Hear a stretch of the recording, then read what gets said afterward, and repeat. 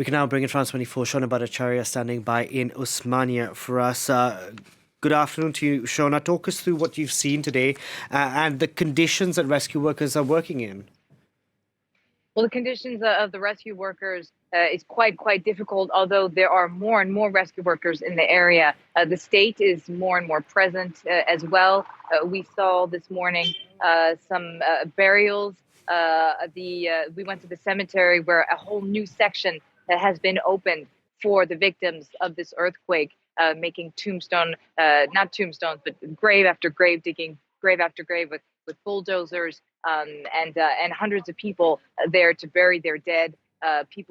Bodies coming in refrigerated trucks, sometimes arriving just with individuals carrying members of the family that are dead and that are just under a blanket, that then need to be washed in the Islamic tradition before being buried. And those tombstones are those graves are so fresh that there are, of course, not enough tombstones to go around, and so they're using cinder blocks as temporary tombstones. I am here in front of a site that's being searched by both French and Turkish rescue missions. In fact, we were with them in the middle of the night when they were already working, trying to get some between 32 and 38 people, they're not sure, are still stuck in the ruins of the building that are behind me. Until now, since last night, they have not been able to recover a body yet, but they are not losing hope.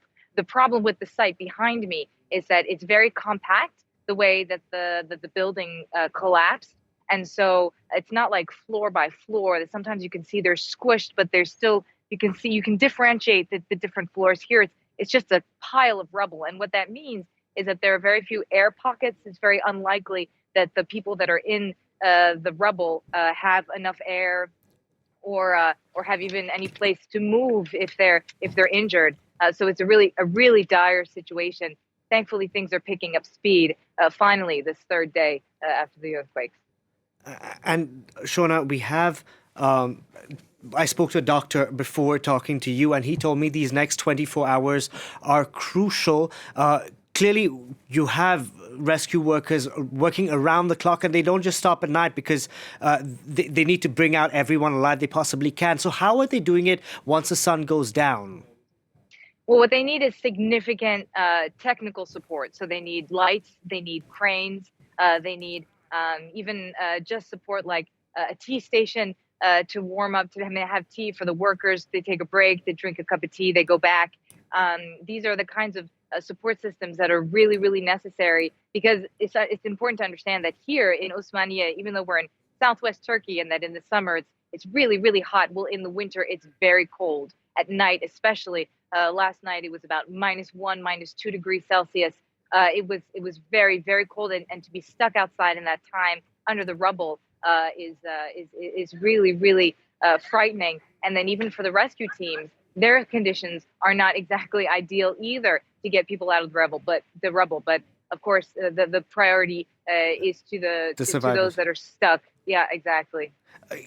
Yesterday, we had the Turkish president, Shona, who declared a 3-month state of emergency, given the scale of the destruction. Recep Tayyip Erdogan visited some of the disaster zones 48 hours after those earthquakes took place. He actually mentioned about problems with the initial quick response. What was he referring to there?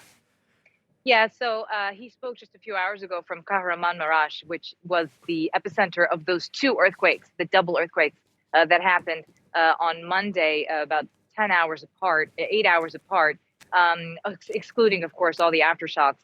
But he was there and he spoke, and he admitted there has been an enormous amount of criticism, and it's just growing, especially in places like Hatay, Antakya, which is a major city on the fault line. So it's more than 200 kilometers away, and yet it was extremely damaged by this earthquake. We were there yesterday on Tuesday, and people were so angry, so angry. They were saying, look, it's Tuesday afternoon.